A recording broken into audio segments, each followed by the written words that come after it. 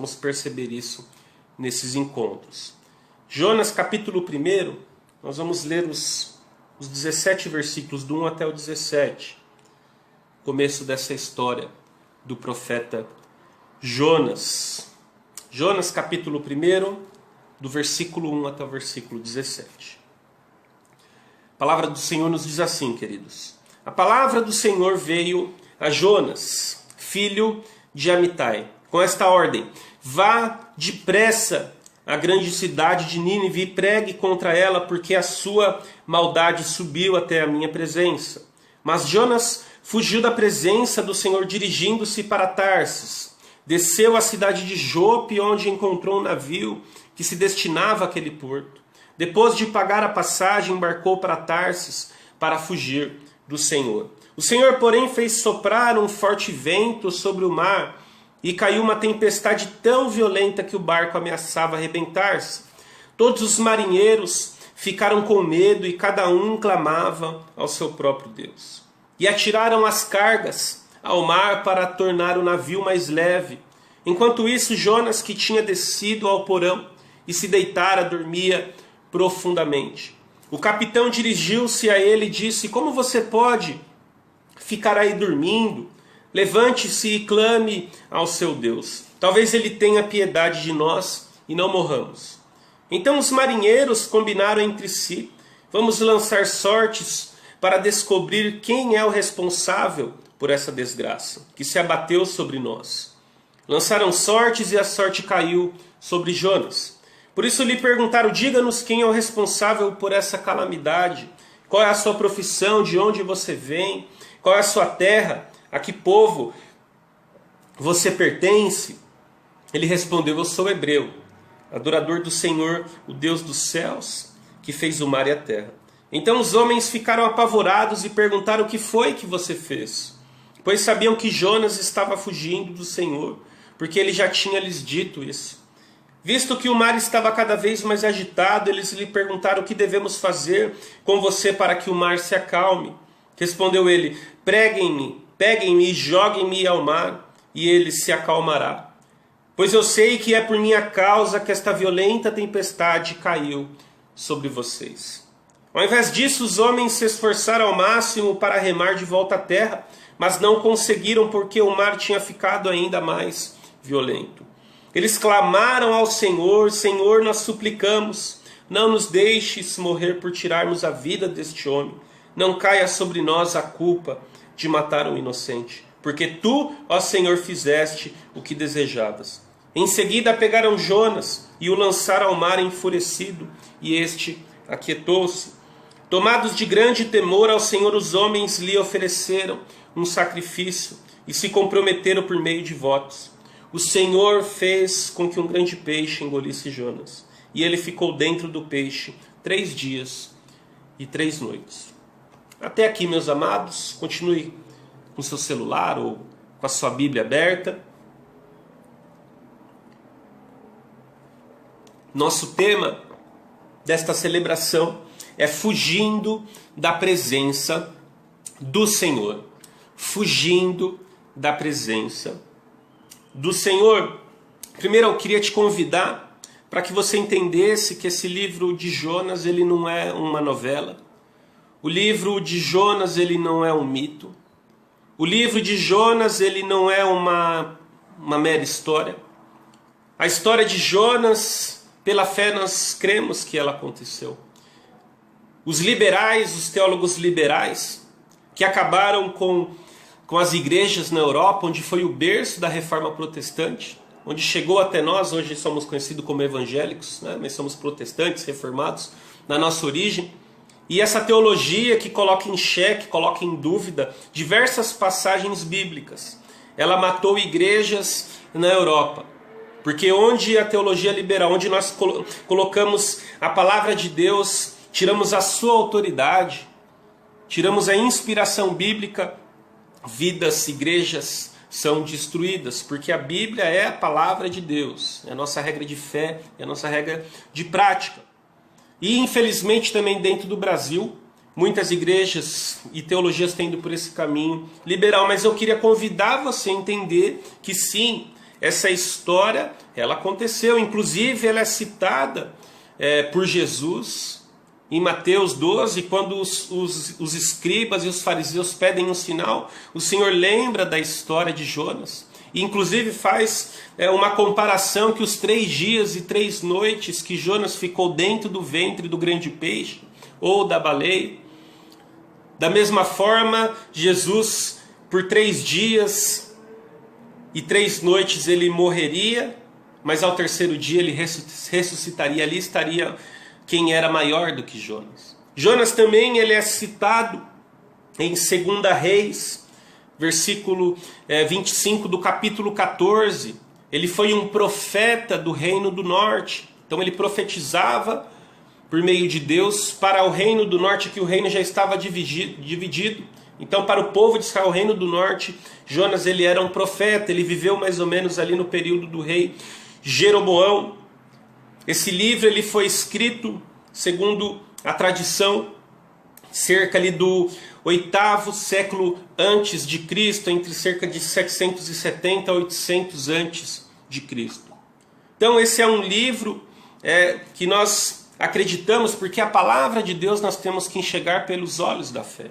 De Gênesis a Apocalipse, nós temos que entender que pela fé Deus é capaz de fazer maravilhas. Fez no passado para mostrar a sua grande mão, escolheu um povo para estender a sua salvação a todas as nações, para todas as pessoas que tivessem essa oportunidade de fazer parte do povo escolhido de Deus. E nós vamos ver que Jonas é um livro onde quem é o personagem principal não é Jonas. O personagem principal desse livro não é a baleia ou a tempestade, não é aquela planta no último capítulo que Deus envia, não são essas coisas. O personagem principal do livro de Jonas é o próprio Deus, que traz o seu grande amor. Aqui ele já mostra, o Senhor ele já mostra qual era o seu plano de salvação. Ao enviar Jonas para Nínive, para que ele fosse pregar, Nínive era uma cidade, era a capital da Síria, era um povo gentil, era naquele momento uma das maiores cidades que existiam naquele momento. E quando o Senhor ele direciona Jonas para ele pregar, falar que a maldade, que o pecado daquele povo tinha subido, tinha chegado ao altar do Senhor e tinha entristecido, estava entristecendo a Deus, e que Jonas fosse pregar que aquela cidade ela seria destruída. Deus ele já estava mostrando o seu plano de salvação estendida para todos os povos. Jonas ele foi o primeiro profeta missionário que saiu da sua terra para ir a uma outra nação, não apenas para condená-los, mas Jonas, no fundo, ele sabia que a palavra de Deus, quando ela fosse proclamada, aqueles homens e aquelas mulheres, as crianças, toda aquela nação, em algum momento receberiam a misericórdia e o grande amor de Deus. E nós vamos ver nesses próximos encontros o quão maravilhoso e imensurável é o amor de Deus. Deus, ele deseja que as pessoas tenham a oportunidade de se achegar à sua presença. Esse foi o plano do Senhor para os ninivitas, para a cidade de Nínive. E é sobre esse tema, hoje, que começa esse livro, Fugindo da Presença do Senhor, é que nós vamos refletir. Jonas, versículo 3 do capítulo 1, acompanhe comigo. Mas Jonas fugiu da presença do Senhor, dirigindo-se para Tarsis. Desceu à cidade de Jope, onde encontrou um navio que se destinava àquele porto. Depois de pagar a passagem, embarcou para Tarsis para fugir do Senhor. Então, amados, uma primeira reflexão que nós queremos trazer nesse momento para mim, para você, para todos que estão ouvindo, ou agora ao vivo, ou que estão ouvindo esta palavra, participando desse culto mais para frente, é que ninguém escapa da onipresença do Senhor. Ninguém escapa da onipresença do Senhor. O Senhor, ele manda essa mensagem para Jonas. Jonas, ele era um profeta. Lembramos aqui que ele também é citado em 2 Reis, capítulo 14, verso 25. Ele era um profeta de Deus. E quando Deus ele chama Jonas e fala: Jonas, olha, eu quero que você vá à cidade de Nínive. Jonas, olha, eu quero que você vá para aquela cidade e você pregue que a maldade daquele povo, que os pecados daquela nação chegou até o meu altar, está entristecendo, e eu quero que você pregue a destruição daquela cidade.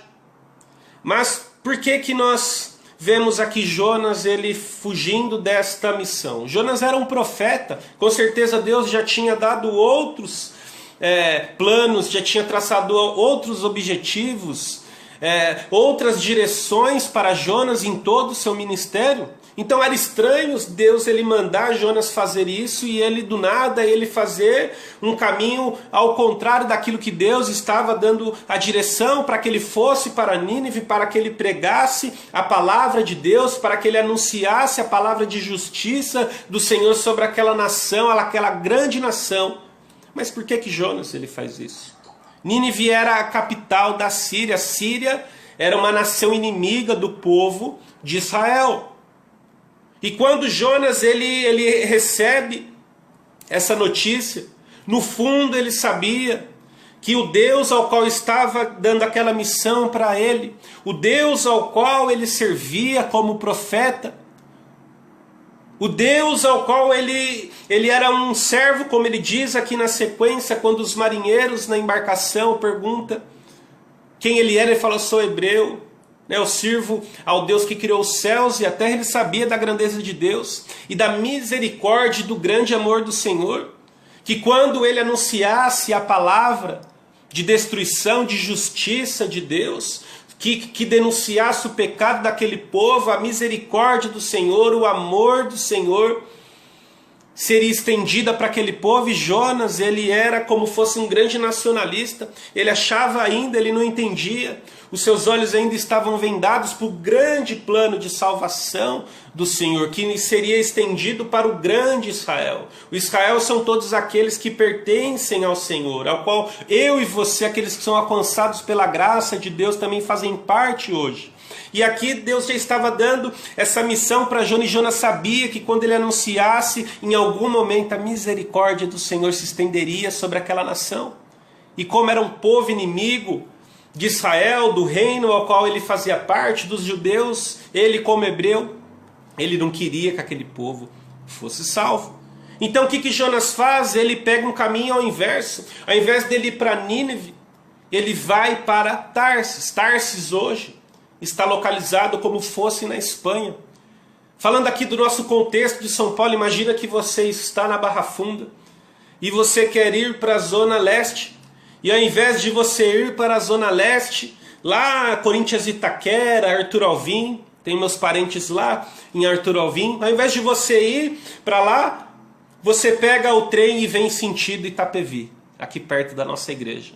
Um caminho totalmente inverso. Tarsis era como fosse os confins. Era naquele momento, para aquele povo, um lugar distante. Então Jonas ele achava que se ele se colocasse dentro de uma embarcação, de um navio, e fosse para Tarsis, ele estaria distante da presença de Deus. Ele estaria distante da direção que Deus estava querendo para ele. Então ele pensou, eu vou para Tarsis. Eu não vou fazer isso que Deus quer, porque eu sei que quando eu anunciar a palavra de Deus, a misericórdia do Senhor se estenderá, porque Ele é assim. Ele é um Deus misericordioso. Ele é um Deus amoroso. Mas quando Jonas ele embarca para Tarsis e se coloca longe da presença de Deus, Jonas, ele com certeza, ele não entendia que Deus é um Deus onipresente. Jonas, ao se colocar para Tarsis, ao afrontar a Deus, porque Deus ele tinha dado uma missão para ele, e ele como um profeta, como um homem de Deus, ele foi uma pessoa ousada. Ele foi até um homem corajoso, porque ele poderia ter perdido a sua vida. Mas Deus, ele é um Deus onipresente, ou seja, ele está em todos os lugares, ele está em todos os locais, porque ele criou os céus, ele criou a terra. Deus, ele tem domínio sobre a sua criação, homens, animais, a natureza em si.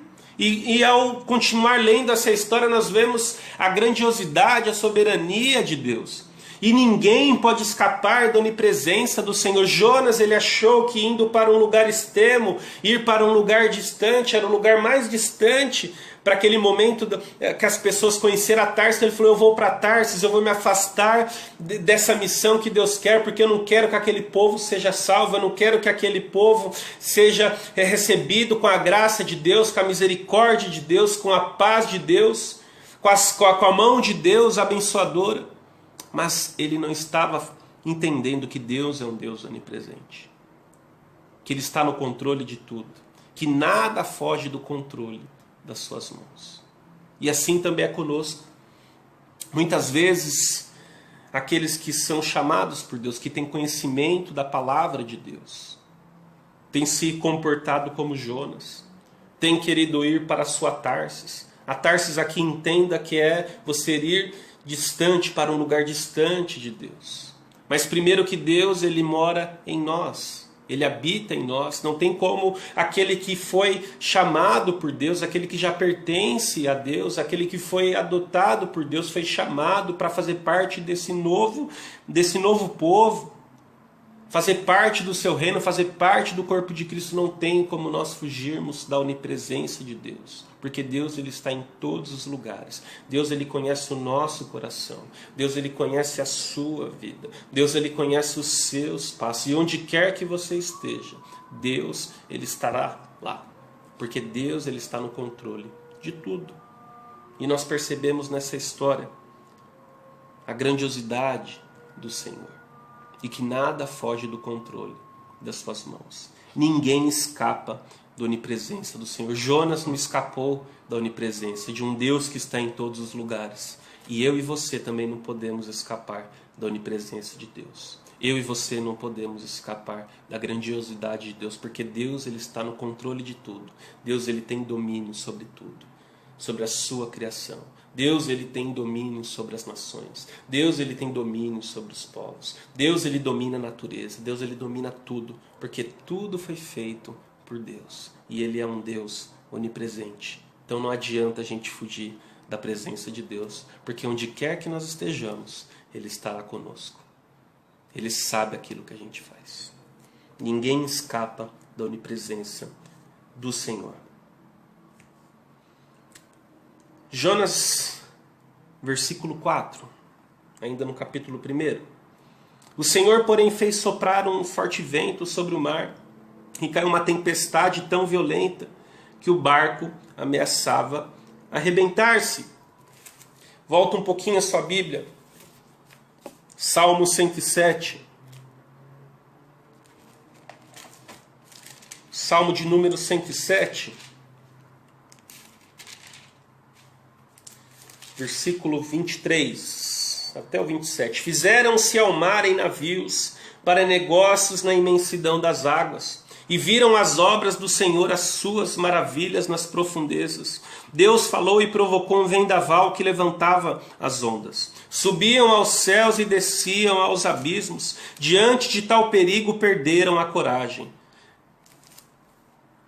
Diante de tal perigo perderam a coragem. E viram as obras do Senhor e as suas maravilhas nas profundezas.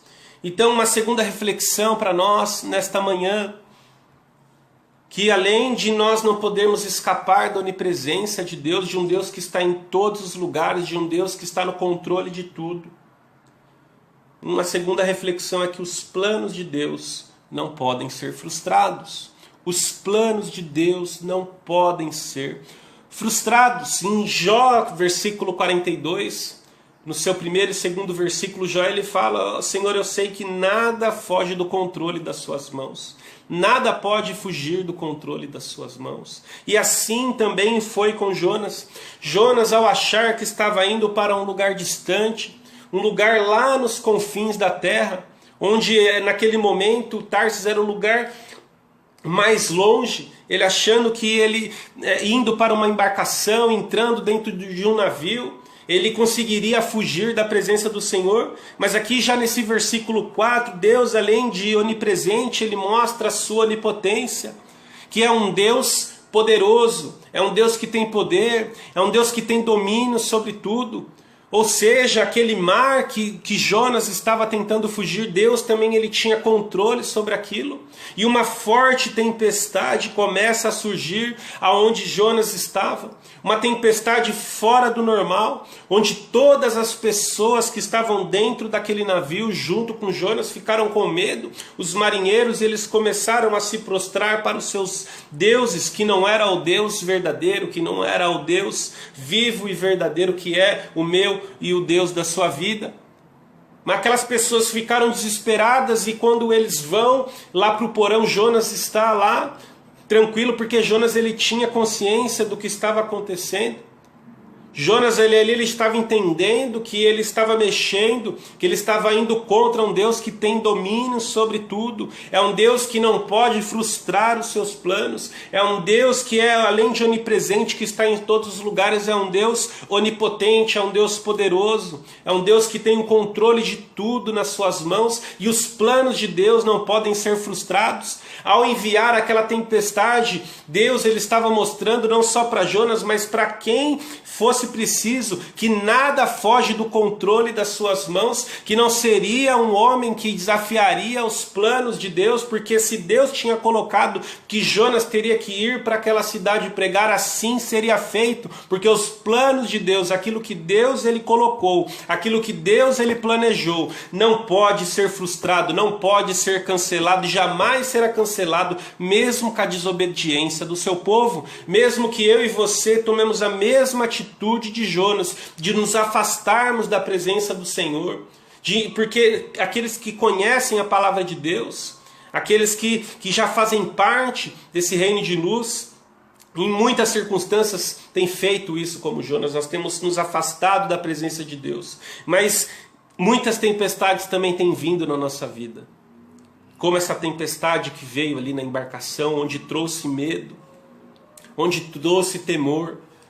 Até os marinheiros sabiam, falavam, Jonas, eles jogaram sortes, era um costume daquele povo, e aí quando eles vão em Jonas, eles falam, Jonas, o que você fez? Eles acreditavam em vários deuses, então eles sabiam que alguma coisa ele tinha feito para o Deus ao qual ele servia, para o Deus ao qual ele acreditava. Inclusive os marinheiros, depois que aquela tempestade passou, quando Jonas ele é jogado ao mar e aquele mar se aquieta, mais uma vez Deus mostrando que está no controle de tudo. Ele manda sim a tormenta, ele manda sim a tempestade, mas quando ele quer, ele acalma os mares. Ele acalma as tempestades, ele acalma a situação apenas com a sua voz, apenas com um comando seu, porque ele está no controle de tudo e os planos de Deus não podem ser frustrados. Deus ele estava mostrando para Jonas que ele poderia ir para qualquer lugar, que ele poderia ir para qualquer direção, para qualquer nação, e ele poderia se esconder no lugar mais difícil, onde quer que um homem pudesse achá-lo, mas ali Deus o acharia. E os planos dele não seriam frustrados, porque aquilo que ele tinha dado de direção para Jonas seria concretizado, ele querendo ou não. Os planos de Deus, meu querido irmão, ele não pode ser frustrado. Se Deus ele tem colocado um plano no seu coração, se Deus ele tem dado uma direção para você, não tente fugir da presença de Deus, porque com certeza vai vir uma grande tempestade. Muitas tempestades acontecem na nossa vida, muitas dificuldades, lutas, adversidades, contratempos, coisas que podem sim acontecer, como estamos vivendo um momento conturbado. As nações, os povos estão vivendo um momento conturbado com essa situação, com essa pandemia. Mas no nosso dia a dia tantas coisas acontecem porque nós temos desobedecido a Deus, nós temos fugido da presença de Deus. Mas nós não podemos esquecer que Deus é um Deus onipresente, que Ele está em todos os lugares, Ele está no controle de toda situação. E Ele é um Deus também onipotente, é um Deus poderoso. E nada foge do seu domínio, nada foge dos seus desígnios. E os planos de Deus não podem ser frustrados. Os planos que Deus ele colocou na sua vida e que Ele quer usar através da sua vida, através da sua igreja, através da sua casa, através do seu ministério, eles não serão frustrados. E pode ter certeza que a tempestade ela vai vir para mostrar que Ele está no controle. É para mostrar, olha, não adianta. Eu estou no controle. Tudo está sobre o meu domínio. Tudo está sobre o domínio de Deus. não só as nossas vidas, mas o nosso destino. Tudo, os planos de Deus, jamais podem ser frustrados. Amém, meus queridos? Acompanhem comigo, versículo 17, no finalzinho dessa perícope, desse contexto que nós lemos. O Senhor fez com que um grande peixe engolisse Jonas, e ele ficou dentro do peixe 3 dias e 3 noites. O Senhor fez com um grande peixe engolisse Jonas, e ele ficou dentro do peixe 3 dias e 3 noites. Então, primeiro nós vimos que ninguém pode escapar da onipresença do Senhor. Jonas não escapou da onipresença de um Deus que está em todos os lugares, de um Deus que está no controle de tudo, porque tudo está no controle de Deus. Nada foge das mãos, dos desígnios do Senhor. Nem eu e nem você. E nós não podemos fugir da presença de Deus. Você pode se esconder, você pode fingir que Deus ele não está vendo o que está acontecendo, mas Deus ele está ali. E se você já foi alcançado pela graça de Deus, inclusive ele mora dentro de você, não tem como você fugir, onde você for ele vai. Então o melhor caminho é se voltar para a soberania de Deus, é se voltar para a grandeza, para a majestade do Senhor. Muitas vezes nós caímos por nossa causa, né? Muitas coisas acontecem pela nossa desobediência, por querer traçar os nossos próprios planos, os nossos próprios caminhos. Ou fazer aquilo ao contrário da vontade de Deus. Ninguém escapa da onipresença do Senhor. E, em segundo, nós vimos que os planos de Deus não podem ser frustrados. Além de um Deus onipresente, é um Deus onipotente, é um Deus que tem controle de tudo, inclusive do mar, onde Jonas estava tentando escapar. E aquela forte tormenta, aquela forte tempestade foi para mostrar para Jonas e para quem quisesse ver o poder de Deus, que Deus ele está e os planos dele não podem ser frustrados. Os planos de Deus, aquilo que ele tinha colocado, que Jonas tinha que ir para Nínive, para falar da justiça dele, para falar que aquele pecado daquele povo tinha subido até o seu altar, teria que acontecer, Jonas querendo ou não. Porque os planos de Deus não podem ser frustrados. Mas, por fim, uma terceira reflexão para nós, desse versículo 17, onde fala que um grande peixe foi enviado pelo próprio Deus para engolir ali Jonas, é que Deus é soberano e tudo está sobre o seu domínio. Deus ele é soberano e tudo está sobre o seu domínio. Mesmo Jonas sendo ousado, Jonas ele foi um homem ousado, porque ele era profeta. Ele era conhecedor da palavra, ele conhecia o Deus ao qual ele profetizava, ao qual ele falava, ao qual ele exortava a nação de Israel, ao povo do norte, ao qual ele fazia parte. Ele sabia com quem que ele estava mexendo, ele sabia. Mas pela sua humanidade ele tentou ousar a se afastar da presença de Deus, ele tentou ousar a se distanciar daquilo que o Senhor estava dando como missão para ele.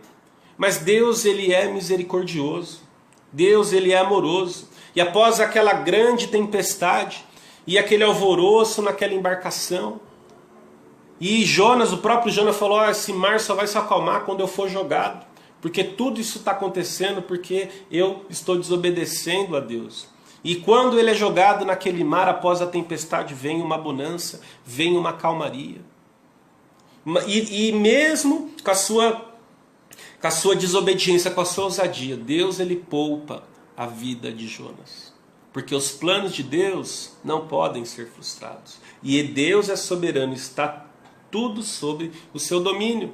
E ao enviar aquele peixe, Deus ele mostra a sua soberana mão para que Jonas ele não morresse afogado e que ele fosse engolido durante 3 dias e 3 noites. Ele fica ali no ventre daquele peixe. Na próxima semana nós vamos falar sobre esse episódio. Mas ali Deus ele mostra que tudo está sob o seu domínio e ele é um Deus soberano. Ou seja, ele está no controle de tudo. E tudo aconteceria conforme a sua vontade. Tudo aconteceria conforme o seu desígnio.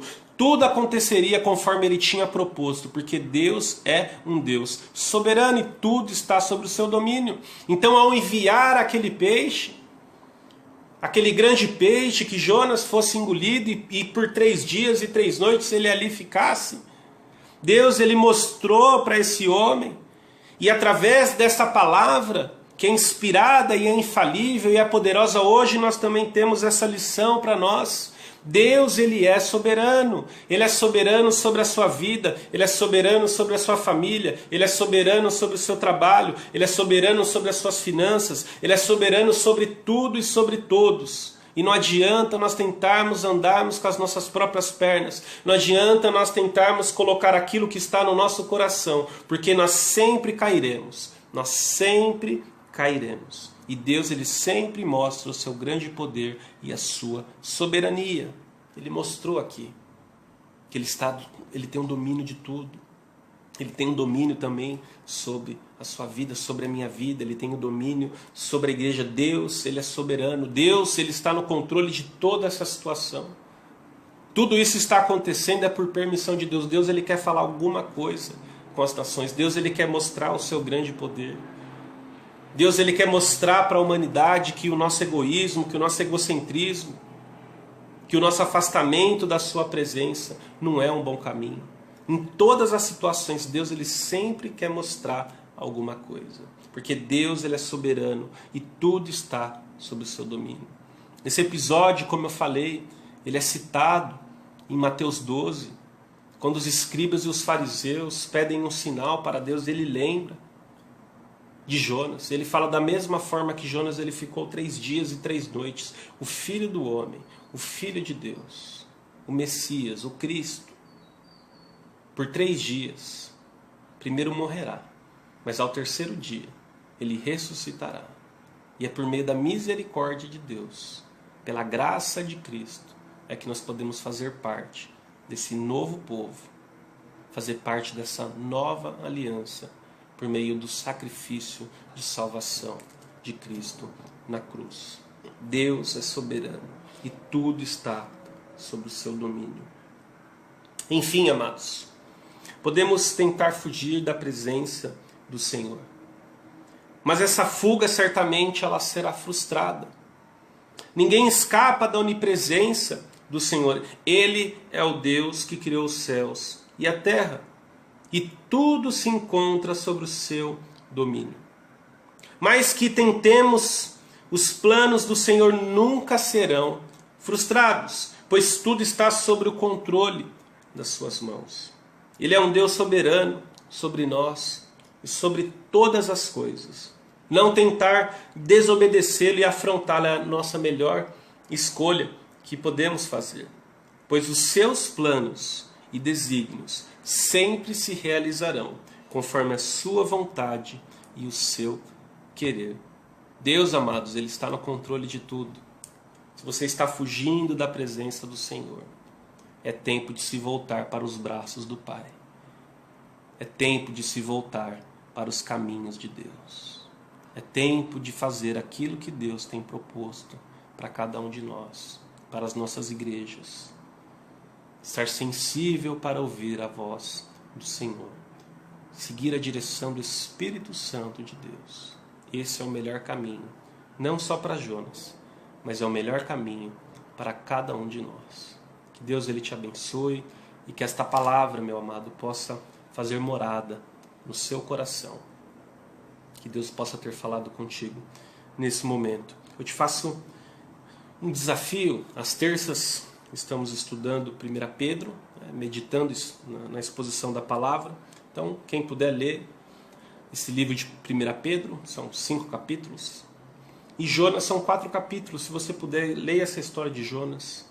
Você vai ver que tem alguns detalhes que às vezes passa despercebido. E nesses próximos encontros nós vamos nos aprofundar um pouco mais nessa linda história do livro de Jonas, que tem como ator principal o nosso Deus, o seu grande amor sobre todos os povos.